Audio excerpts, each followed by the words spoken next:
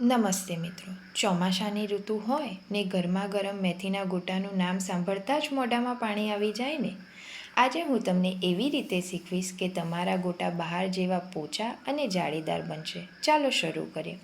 સૌ પ્રથમ આપણે જરૂરી સામગ્રી તૈયાર કરી લઈએ. 3 કપ ચણાનો લોટ, મીઠું, સમારેલા મરચાં, અજમો, આખા ધાણા, વરિયાળી, મરી પાવડર, ખાંડ, ખાવાનો સોડા, લીંબુ, તાજી સમારેલી મેથી. હવે સૌપ્રથમ આખા ધાણા અને વરિયાળીને મિક્સરમાં વાટીને એનો પાવડર બનાવી લઈએ. એનાથી ગોટાનો સ્વાદ એકદમ સરસ આવશે. હવે ચણાના લોટમાં પાણી નાખતા નાખતા ગોટાનું બેટર તૈયાર કરીએ. એમાં થોડું થોડું પાણી ઉમેરી બેટર તૈયાર કરવું, એટલે એમાં ગાંઠો ના પડે અને સારી રીતે બેટર તૈયાર થાય પછી હવે એમાં તાજી સમારેલી મેથી ઉમેરવી. મેથી જેટલી વધારે નાખશો એટલા ગોટા સ્વાદિષ્ટ બનશે. પછી એમાં મીઠું, અજમો, મરી પાવડર, તૈયાર કરેલા ધાણા વરિયાળીનો પાવડર, ખાંડ, સમારેલા મરચાં ઉમેરી બેટરને બરાબર હલાવી લેવું. જરૂર લાગે તો થોડું પાણી ઉમેરવું. મેં અહીંયા થોડું પાણી ઉમેર્યું છે, પણ બેટર બહુ પતલું ના થઈ જાય એનું ધ્યાન રાખવું.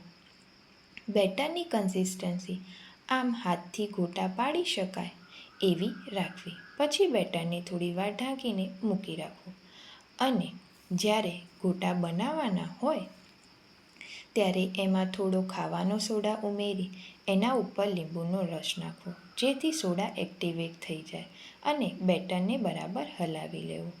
જોડે તાસણામાં તેલ ગરમ કરવા મૂકી લેવું અને એ ગરમ તેલમાંથી 2 ચમચી તેલ લઈને બેટરમાં ઉમેરી લેવું અને બરાબર બેટર હલાવી લેવું. બેટરમાં તેલ ઉમેરવાથી ગોટા અંદરથી નરમ બને છે અને કાચા નથી રહેતા.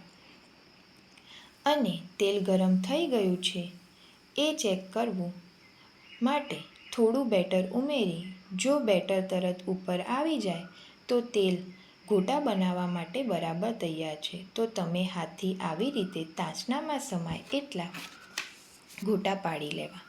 ગેસની ફ્લેમ મીડિયમ કરી ગોટા સારી રીતે ચડવા દેવા.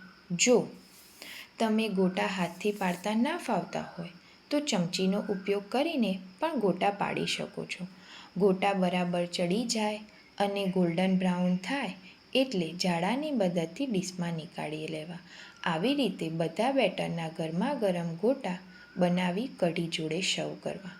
કઢી બનાવવા માટે આપણે અહીંયા લઈશું ચણાનો લોટ, મીઠું, લીંબુનો રસ, સમારેલા મરચાં, રાઈ, હળદર, ખાંડ.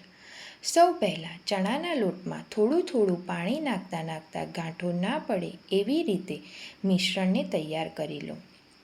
મિશ્રણ તૈયાર થઈ જાય પછી તાસણામાં તેલ નાખી તેલ ગરમ થાય એટલે રાઈનો વઘાર કરી એમાં સમારેલા મરચાં ઉમેરી ચણાના લોટનું તૈયાર કરેલું મિશ્રણ એમાં ઉમેરી દો. પછી એમાં થોડું પાણી ઉમેરી એમાં સ્વાદ અનુસાર મીઠું અને હળદર ઉમેરી તેને બરાબર હલાવી લો. પછી એમાં લીંબુનો રસ અને ખાંડ ઉમેરી કઢી ઘટ ના થાય ત્યાં સુધી તેને ચડવા દો. કઢી ચડી જાય એટલે તૈયાર છે આપણી ગરમા ગરમ સ્વાદિષ્ટ કઢી. આપણા ગરમા ગરમ ગોટાને કઢી, ડુંગળી અને તળેલા મરચાં સાથે સર્વ કરો અને વરસાદની મોસમમાં એનો આનંદ લો. તો તમે પણ આવી વરસાદની મોસમમાં આ રીતે ચોક્કસ બનાવજો અને કમેન્ટમાં જણાવજો કે કેવા બન્યા. વધુ આવી અવનવી રેસીપી માટે ચેનલને લાઇક, શેર, સબસ્ક્રાઈબ કરવાનું ભૂલતા નહીં. મળીએ નવા વિડીયોમાં નવી રેસીપી સાથે. આવજો.